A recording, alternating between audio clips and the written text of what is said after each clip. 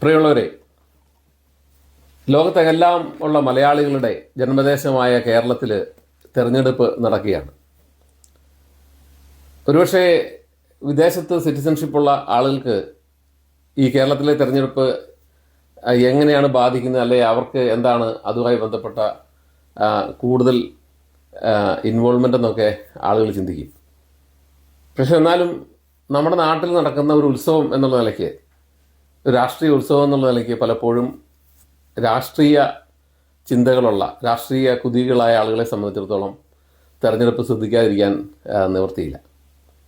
ഇന്ന് കേരളത്തിൽ നടക്കുന്ന തെരഞ്ഞെടുപ്പിൽ ഏറ്റവും കൂടുതൽ ശ്രദ്ധാകേന്ദ്രമായിരിക്കുന്നത് ആലപ്പുഴ ജില്ലയിലെ ജി സുധാകരൻ മത്സരിക്കുന്ന മണ്ഡലമാണ്. അമ്പലപ്പുഴ മണ്ഡലത്തിൽ നടക്കുന്ന ആ ഉത്സവം, രാഷ്ട്രീയ ഉത്സവം ഇന്ന് കേരളം മുഴുവൻ ശ്രദ്ധിച്ചിരിക്കുകയാണ്. പ്രത്യേകിച്ച് ജി സുധാകരനെ ചെറ്റ എന്ന് മുഖ്യമന്ത്രി വിളിച്ചപ്പോൾ അദ്ദേഹത്തെ പോലെ വിദ്യാസമ്പന്നനായ ഒരു ചിന്തകനായിട്ടുള്ള, എഴുത്തുകാരനായിട്ടുള്ള, കവിയായിട്ടുള്ള, നല്ല വിദ്യാഭ്യാസമുള്ള മുഖ്യമന്ത്രിയെ പോലെ പകുതി സമയത്ത് കോളേജിൽ നിന്ന് ഇട്ടിട്ട് പോന്നിട്ട് ടെലിപ്രിൻ്റർ ഉപയോഗിച്ച് ആളുകളെ നിർത്തി സംസാരിപ്പിക്കേണ്ട, 4 വാക്ക് പറയേണ്ടി വരുമ്പം സംസാരിക്കേണ്ട ഗതികേടില്ലാതെ, ചിന്തിക്കാതെ, ഒട്ടും ചിന്തിക്കാതെ തന്നെ ഏത് ഭാഷയിലും അത്യാവശ്യം സംസാരിക്കാനും ഏത് കാര്യങ്ങളെപ്പറ്റി അത്യാവശ്യം സംസാരിക്കാൻ അറിയാവുന്ന വിദ്യാസമ്പന്നനായ മനുഷ്യനാണ് അദ്ദേഹം. അദ്ദേഹത്തെ ചെറ്റയെന്ന് വിളിച്ചുകൂടി ആ വാർത്ത ലോകത്ത്, അദ്ദേഹത്തിൻ്റെ ഇലക്ഷൻ മത്സരം അല്ലെങ്കിൽ ഇലക്ഷൻ രംഗത്തെ പ്രവർത്തനം ഇന്ന് ലോകം മുഴുവൻ ശ്രദ്ധിച്ചിരിക്കുകയാണ്. എന്താണ് ചെറ്റ എന്നാണ് നമ്മൾ പരിശോധിക്കുന്നത്.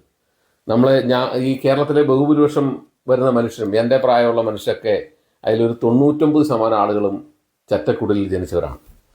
എൻ്റെ ഓർമ്മയിൽ എൻ്റെ വീട് പുല്ലുമഞ്ഞ വീടായിരുന്നു. ചാണകം മെഴുകിയ തറയായിരുന്നു ഉണ്ടായിരുന്നത്.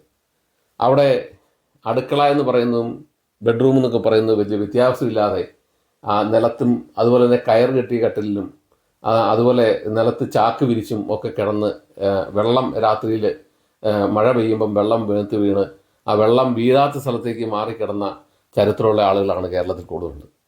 അത്തരം ചെറ്റപ്പുരകളിൽ നിന്നാണ് ഈ മനുഷ്യരിൽ ഇന്ന് കാണുന്ന വലിയ വലിയ ഗോപുരങ്ങൾ, അല്ലെങ്കിൽ വലിയ സിംഹാസനങ്ങൾ പോലെയുള്ള, അല്ലെങ്കിൽ വലിയ വലിയ മാഗ്നിഫിഷ്യൻ്റ് ബിൽഡിങ്ങുകളൊക്കെ ഉണ്ടായിട്ടുള്ളത്.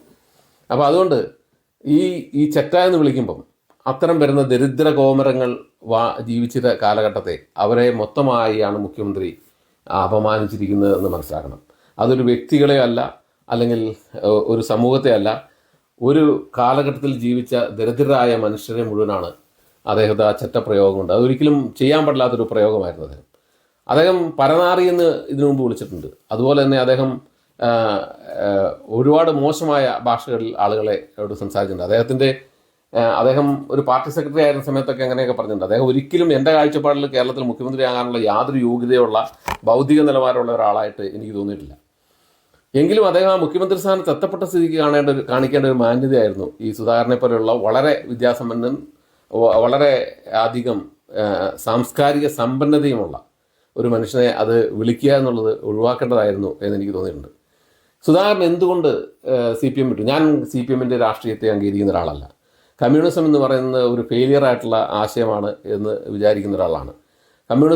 ഇടതുപക്ഷത്തിനപ്പുറത്തേക്ക് കമ്മ്യൂണിസം എന്ന് പറയുന്ന ഫ്രഞ്ച് റവല്യൂഷൻ അപ്പുറത്തേക്ക്, പിന്നീട് ഇടതുപക്ഷം കൊണ്ടുവന്ന ആശയങ്ങൾക്ക് അപ്പുറത്തേക്ക് കമ്മ്യൂണിസം കൊണ്ടുവന്ന ഒരു ആശയം മാർക്സിൻ്റെ സാമ്പത്തിക ശാസ്ത്രമായിരുന്നു. അതിന്ന് ചൈന പോലും എടുത്തു കളഞ്ഞു. ലോകം മുഴുവൻ അത് ആവശ്യമില്ലാതെയായി. അതിൻ്റെ സൈദ്ധാന്തികമായിട്ടുള്ള തലം പൂർണ്ണമായി തകർന്നു. അതോടൊപ്പം തന്നെ അതിൻ്റെ രാഷ്ട്രീയമായിട്ടുള്ള തലം പൂർണ്ണമായി തകർന്നു. അതിൻ്റെ സാമൂഹിക വീക്ഷണങ്ങൾ പലതും പ്രായോഗികമല്ല എന്ന് തെളിഞ്ഞു. ഒരു അബ്സലൂട്ട് ആയിട്ടുള്ള ഒരു ഡിക്റ്റേറ്റർഷിപ്പാണ് അത് മുമ്പോട്ട് വെച്ചത്. അത് തൊഴിലാളി വർഗം എന്ന് പറയുമ്പോൾ മറ്റൊരു വിഭാഗത്തെ അടിച്ചമർത്തുകയാണ്. അതിനൊന്നും ഇന്ന് ലോകത്ത് സാധ്യതയുണ്ടെന്ന് ഞാൻ വിചാരിക്കുന്നില്ല. അതിൻ്റെ ആശയപരമായിട്ടുള്ള ദൗർബല്യം കൃത്യമായി ലോകത്ത് നിന്ന് തിരിച്ചറിഞ്ഞിട്ടുണ്ട്. അപ്പോൾ അതുകൊണ്ട് സുധാകരൻ്റെ ആ രാഷ്ട്രീയത്തോടോ അദ്ദേഹം മുമ്പോട്ട് വയ്ക്കുന്ന ആ മാർക്സിസ്റ്റ് ആശയത്തോടോ അതിൻ്റെ രാഷ്ട്ര സ്ഥാപനത്തോടോ ഒന്നും ഞാൻ യോജിക്കുന്ന ഒരാളല്ല. മറിച്ച് ഇന്ന് സുധാകരൻ എന്തുകൊണ്ടാണ്, ജി സുധാകരൻ എന്ന് പറയുന്ന മനുഷ്യൻ എന്തുകൊണ്ടാണ് ഇത്തരത്തിലൊരു ഒരു പ്രവർത്തനത്തിലേക്ക് എത്തിയതെന്ന് വെച്ചാൽ അത് അദ്ദേഹത്തിൻ്റെ സൈഡിൽ ചിന്തിച്ച് നിൽക്കുമ്പോൾ, അദ്ദേഹത്തിൻ്റെ സൈഡിൽ നിന്ന് നമ്മൾ ചിന്തിക്കുമ്പം വളരെ കൃത്യമായ കാരണങ്ങളുണ്ട്. അദ്ദേഹം നീണ്ടകാലം പ്രവർത്തിച്ച രാഷ്ട്രീയ പാർട്ടിയിലെ ബ്രാഞ്ച് കമ്മിറ്റിയിൽ പോലും അദ്ദേഹത്തിന് പ്രവർത്തിക്കാനോ, അല്ലെ അവിടെ പോലും അദ്ദേഹത്തെ അംഗീകരിക്കാത്തൊരവസ്ഥ. അദ്ദേഹത്തോട് ഇൻഡിഫറൻ്റ് ആകുന്നു. അതായത് അദ്ദേഹത്തിൻ്റെ പാർട്ടി തന്നെ അദ്ദേഹത്തെ അവഗണിച്ചൊരു മൂലയിൽ ഇരുത്തുന്നു. അദ്ദേഹത്തിനെതിരെ ആക്ഷേപങ്ങൾ ഉന്നയിക്കുന്നു. അദ്ദേഹം ഇത്രയും കാലത്തെ പ്രവർത്തന പരിചയം കൊണ്ട്, അല്ലെങ്കിൽ അത് സത്യസന്ധത കൊണ്ട്, അഴിമതിരഹിതമായ ഭരണം കൊണ്ട് ഒക്കെ അദ്ദേഹം നേടിയെടുത്ത എല്ലാ നന്മകളും അത് ഇന്ന് നഷ്ടപ്പെട്ടു പോകുന്ന അവസ്ഥയിൽ വ്യക്തി എന്നുള്ളതിലേക്ക് അദ്ദേഹം അനുഭവിക്കുന്ന അന്തർസംഘർഷങ്ങളുടെ നടുവിൽ നിന്നാണ് അദ്ദേഹം ഇലക്ഷനിലേക്ക് വന്നതെന്നാണ് അദ്ദേഹം തന്നെ പറയുന്നത്.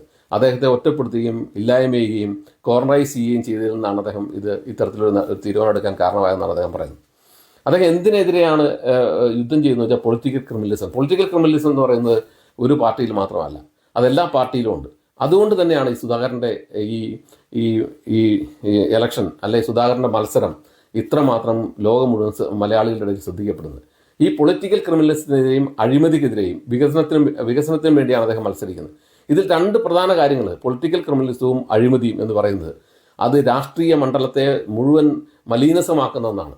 ആ മലീനസമാക്കുന്ന രാഷ്ട്രീയ മണ്ഡലത്തിൽ നിന്ന് ഈ അഴിമതിയും അതോടൊപ്പം തന്നെ പൊളിറ്റിക്കൽ ക്രിമിനലിസവും എങ്ങനെ ഒഴിവാക്കാം എന്നുള്ളതിനെപ്പറ്റി മനുഷ്യനെ ചിന്തിപ്പിക്കാൻ കഴിയുന്ന ഒരു സന്ദേശമാണ് അദ്ദേഹത്തിൻ്റെ ഈ സ്ഥാനാർത്ഥിത്വത്തിലൂടെ അദ്ദേഹം നൽകുന്നത്. അതുകൊണ്ട് വളരെ സത്യസന്ധനായ അദ്ദേഹം നീണ്ടകാലം MLA ആയിരുന്നു, നീണ്ടകാലം മന്ത്രിയായിരുന്നു. ആ മന്ത്രിയായിരുന്ന കാലഘട്ടത്തിലൊക്കെ അഴിമതിക്കാരനാണെന്ന് അദ്ദേഹത്തിന് നേരെ നോക്കി പറയാൻ ആർക്കും കഴിഞ്ഞിട്ടില്ല. അതോടൊപ്പം തന്നെ അദ്ദേഹത്തിന് സത്യസന്ധതയിലും ആർക്കും ഒരു സംശയം ഉണ്ടായിട്ടില്ല. രാഷ്ട്രീയത്തിലെ ഒരു സ്ഥിതപ്രജ്ഞാവസ്ഥ നേടിയ ഒരു മനുഷ്യനാണ് അദ്ദേഹം എന്നാണ് ഇന്ന് അദ്ദേഹത്തിൻ്റെ മാതൃഭൂമിയിൽ ഒരു ഇൻ്റർവ്യൂ കണ്ടപ്പോഴാണ് ഇങ്ങനൊരു വീഡിയോ ഇടണമെന്ന് ഞാൻ തീരുമാനിച്ചത്. അദ്ദേഹം പറഞ്ഞത്, നിങ്ങൾ ജയിക്കുമോ സാർ, ജയിക്കുമോ എന്ന് ചോദിച്ചപ്പോൾ പറഞ്ഞത്, ഞാൻ ജയിക്കുന്ന ആളുകൾ പറയുന്നു എന്നാണ് പറഞ്ഞത്. അപ്പോൾ അത് ഞാൻ ജയിക്കണോ ജയിക്കണ്ടയോ, അവിടെ അദ്ദേഹത്തിൻ്റെ ആ നിസ്സംഗമായിട്ടുള്ള ആ സ്റ്റേറ്റ്മെൻറ്റ് കണ്ടത് എന്നെ വളരെ ഹഠാത് ആകർഷിച്ചു. അതായത് ഞാൻ ജയിക്കണോ ജയിക്കണ്ടയോ എന്ന് ജനങ്ങൾ തീരുമാനിക്കട്ടെ എന്നാണ് അദ്ദേഹത്തിന് ജയിക്കണോ ജയിക്കണ്ടോ എന്നുള്ളത് രണ്ടാമത്തെ കാര്യമാണ്. അദ്ദേഹം ജയിക്കണോ ജയിക്കണ്ടോ എന്ന് ജനങ്ങൾ തീരുമാനിക്കട്ടെ എന്ന് പറയുമ്പം അദ്ദേഹത്തിൻ്റെ സേവനം ജനങ്ങൾക്ക് ആവശ്യമുണ്ടെങ്കിൽ അവരെന്നെ ജയിപ്പിക്കട്ടെ എന്നാണ് അദ്ദേഹം പറഞ്ഞത്. ഞാൻ ഇംഗ്ലണ്ടിൽ വന്ന കാലത്ത് ഒരു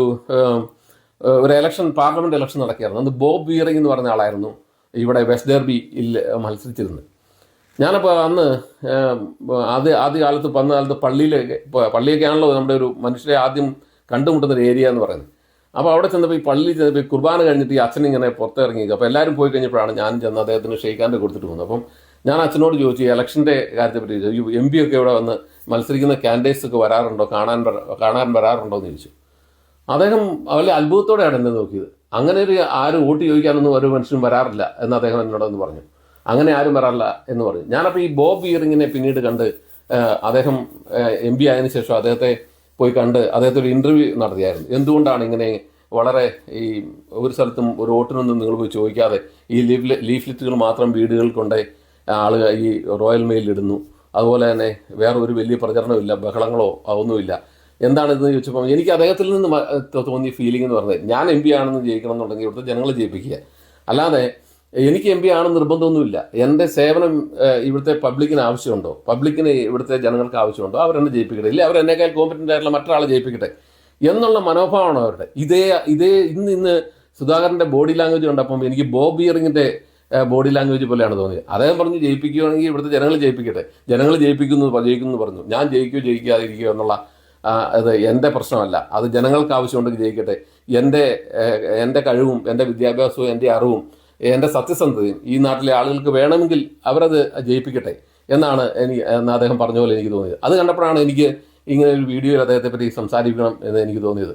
അദ്ദേഹം എല്ലാത്തിനോടും അങ്ങനെ ഒരു കൃത്യമായ ഒരു സ്ഥിതപ്രജ്ഞാവസ്ഥ നേടിയ, എനിക്ക് അധികാരം ഉണ്ടെങ്കിലും എനിക്ക് അധികാരം ഇല്ലെങ്കിലും ഒരുപോലെയാണ്, എനിക്ക് അധികാരം എന്ന് പറയുന്നത് എന്നെ സ്വാധീനിക്കുന്ന ഒരു ഘടകമല്ല, അത് ജനങ്ങളുടെ നന്മയ്ക്ക് വേണ്ടി പ്രവർത്തിക്കാനുള്ള ഒരു ടൂളായി മാത്രമാണ് ഞാൻ ഉപയോഗിക്കുന്നത്. അതിനപ്പുറത്തേക്ക് എനിക്ക് യാതൊരു വിധത്തിൽ എന്നെ അത് സ്വാധീനിക്കുക, എന്നെ ഭ്രമിപ്പിക്കുന്ന എൻ്റെ ആഡംബരത്തിൽ, ഇപ്പം പിണറായി വിജയൻ നടക്കുന്ന പോലെ എല്ലാ വർഷവും എല്ലാ 6 മാസം കൂടുമ്പോഴും പുത്തൻ കാറ് മേടന്നോ, അല്ലെങ്കിൽ വീട് മോടി പിടിപ്പിക്കണമെന്നോ, അല്ലെങ്കിൽ 250 കാറുകളുടെ അകമ്പടി വേണമെന്നോ ഒന്നും അദ്ദേഹം ചിന്തിക്കുന്ന ഒരാളല്ല. അദ്ദേഹത്തിന് ഈ അധികാരം എന്ന് പറയുന്നത് ഒരിക്കലും അദ്ദേഹത്തെ ഭ്രമിപ്പിക്കാത്ത ഒരു കാര്യമാണ് എന്നാണ് അദ്ദേഹത്തിൻ്റെ സംസാരത്തിൽ എനിക്ക് മനസ്സിലായത്. അപ്പം നമ്മൾ ഈ സന്യാസി എന്ന് പറയുന്നത് സ്ഥിതപ്രജ്ഞാവസ്ഥ നേടിയ ആളെന്നാണ്. അദ്ദേഹത്തിന് ഏതവസ്ഥ വന്നാലും ഒരുപോലെ തന്നെയാണ്. അദ്ദേഹത്തിൻ്റെ എല്ലാ അവസ്ഥകളും ദൈവത്തിൻ്റെ ഭാഗമാണെന്നാണ് അദ്ദേഹം ചിന്തിക്കുന്നത്. അതുപോലെ രാഷ്ട്രീയത്തിൽ ഒരു സ്ഥിതപ്രജ്ഞാവസ്ഥ നേടിയ ഒരാളെ സംബന്ധിച്ചിടത്തോളം അധികാരവും അതുപോലെ തന്നെ പണവും അതുപോലെ ആഡംബരങ്ങളും എല്ലാം അയാളെ സ്വാധീനിക്കപ്പെടുന്ന ഒരു സാധനമല്ല. കാരണം അദ്ദേഹം നേരത്തെ നയിക്കുന്നത് ഈ നാടിൻ്റെ നന്മയാണ്. അദ്ദേഹത്തിൻ്റെ കഴിവുകളും ചിന്തകളും അതോടൊപ്പം തന്നെ അദ്ദേഹത്തിൻ്റെ അറിവും അനുഭവങ്ങളും എല്ലാം ഈ നാടിൻ്റെ നന്മയ്ക്ക് വേണ്ടി ഉപയോഗിക്കാനുള്ള ഒരു ടൂള് മാത്രമാണ് ഈ പവർ എന്ന് പറഞ്ഞാൽ, അല്ലെ അധികാരം എന്ന് പറഞ്ഞത്. അതുകൊണ്ട് ഈ പവർ ഏതെങ്കിലും തരത്തിൽ ഒരാളിൽ കുമിഞ്ഞുകൂടി അത് ഏറ്റവും കൂടുതൽ മോശക്കാരനാക്കിയിട്ടുള്ള ഒരാളുണ്ടെന്ന് നോക്കി അത് പിണറായി വിജയനാണ്. ആ പിണറായി വിജയനാണ് ഇദ്ദേഹത്തെ ഈ കഴിഞ്ഞ ദിവസം ഇങ്ങനെ മോശമായ ചെറ്റ എന്നുള്ള ഭാഷ ഉപയോഗിച്ച് വിളിച്ചത്. അതൊരിക്കലും വിളിക്കാൻ പാടില്ലാത്തതായിരുന്നു. സുധാകരനെ പോലെ പരിണതപ്രജ്ഞനായിട്ടുള്ള, അല്ലെങ്കിൽ അദ്ദേഹത്തെ പോലെ വിദ്യാസമ്പന്നനായിട്ടുള്ള, രാഷ്ട്രീയ രംഗത്ത് പ്രവർത്തിച്ചിട്ടില്ല, അതുപോലെ തന്നെ മനുഷ്യരുടെ പ്രവർത്തിച്ചിട്ടില്ല, മനുഷ്യരുടെ അടിത്തട്ടിൽ പ്രവർത്തിച്ചിട്ടില്ല, അദ്ദേഹത്തിൻ്റെ രാഷ്ട്രീയം എന്തുവാകട്ടെ, അദ്ദേഹം അങ്ങനെയുള്ള ഒരു ശുദ്ധ രാഷ്ട്രീയത്തിൻ്റെ വക്താവ്, അഴിമതിരഹിതനായ ഒരാളെ ജയിപ്പിക്കേണ്ടത് ഈ കാലഘട്ടത്തിൻ്റെ ആവശ്യമാണ്. അത് നാളത്തെ രാഷ്ട്രീയത്തിൻ്റെ ഒരു ചൂണ്ടുപലകയാണ്. അത്തരം ആളുകളാണ് രാഷ്ട്രീയത്തിൽ വരേണ്ടത്. വിദ്യാസമ്പന്നരും വിവേകികളും അതുപോലെ തന്നെ ഈ പറഞ്ഞ മനുഷ്യ സേവനത്തിൽ താല്പര്യമുള്ളവരും സമൂഹത്തെ സേവിക്കാൻ ആഗ്രഹിക്കുന്നവരുമാണ് രാഷ്ട്രീയത്തിൽ വരേണ്ടത്. അങ്ങനെ വരാനുള്ളൊരു വേദിയായി ഈ സുധാകരൻ്റെ വിജയം നാളത്തെ കേരളത്തിന് ഉപകരിക്കും എന്ന് തന്നെയാണ് വിചാരിക്കുന്നത്. അതോടൊപ്പം ഈ ഇലക്ഷനിൽ മത്സരിക്കുന്ന കെ രമയ്ക്കും അതോടൊപ്പം തന്നെ CP ജോണിനും എല്ലാവിധ പിന്തുണയും അറിയിക്കുന്നു. അവരുടെയൊക്കെ രാഷ്ട്രീയ പ്രവർത്തനങ്ങൾ കേരള സമൂഹത്തിന് ഇന്ന് അനിവാര്യമാണ്. ഈ കാലഘട്ടത്തിൻ്റെ അനിവാര്യതയാണ് അവരൊക്കെ എന്ന് മാത്രം പറഞ്ഞുകൊണ്ട് നിർത്തുന്നു. നന്ദി, നമസ്കാരം. ടോം ജോസ് റീമ്പാട്.